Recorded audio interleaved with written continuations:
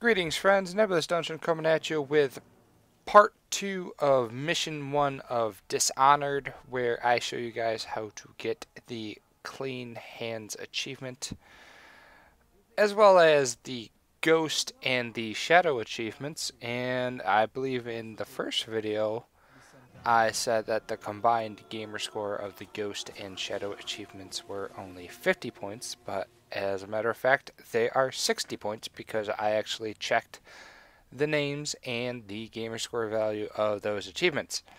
Now, you probably saw those rats eat those two dudes up. So, with that information, you know that a swarm of rats will, attack you and hurt you, and it's not a good idea to mess with them. So, as you saw, I decided to just jump right in the water and completely avoid those rats altogether, and here we are.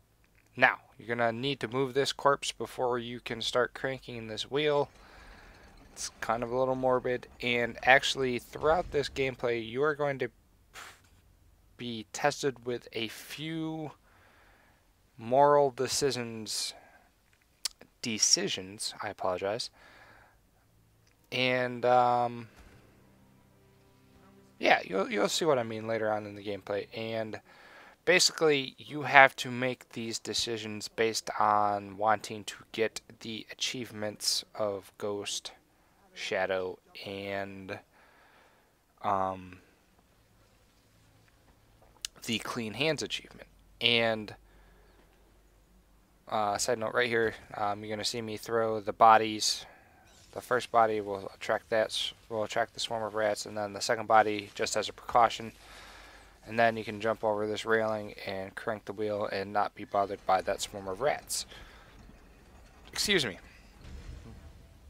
But basically, there's going to be an instance later on in the game where you have to decide to pretty much allow the City Watch to murder an innocent civilian. And that's one of the cool things about this game is it gives you these morality based decisions that basically it's one of those things where it's like you can either allow the woman to get killed to maintain your achievements and the progress towards those achievements, or you can intervene and save the person, but the achievements will become null and void. So I think that's definitely a cool feature that Arcane Studios included in this game. Is you have to make the decisions that you make are definitely based on your own personal morals, and it definitely tugs at your heartstrings. Like for me, like I said, what I'm referring to, it's like it was definitely tough for me to just allow that person to get killed just for the sake of maintaining an achievement, but that is what it is. And for me, I decided to just right now, I decided to just trigger that tripwire for the sake of because if you trigger it, it does less damage to you than if you just walk over it. So that's why I chose to trigger it. And as you can see, I have picked up the Corvo's fancy assassination items and such. So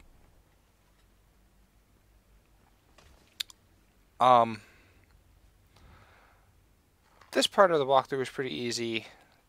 I think because it's the first mission, obviously, with the first missions of any game of this kind of where it's stealth-based, usually they try to make them pretty easy for you to get kind of a feel of how you have to proceed through the game, or how, excuse me, how you can choose to proceed through the game. So,